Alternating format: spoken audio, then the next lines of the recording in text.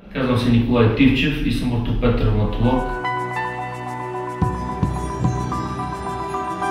Моята специалност е гръбначната хирургия, ендопротезиране на големите стави на тялото.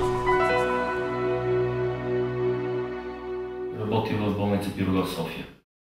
Използваме една система, която позволява кръвта на пациента, която се изтегля след операцията в дренажите, да премине през един особен филтър и отново да се влее обратно в неговия организъм.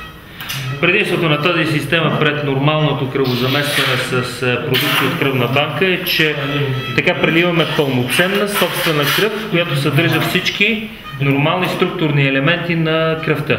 Това са не само еритроцити, това са левкоцити, това е плазма, това е фибрин, това са белтъци.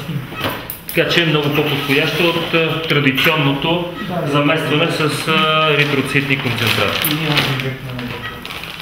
Системата се казва ДОНО и всъщност представлява една от многото налични на пазара системи за автохемотрансфузия, т.е. за връщане обратно на собствената кръв на пациента.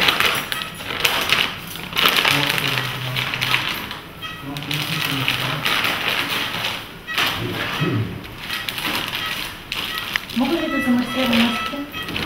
Мога ли да замърсявам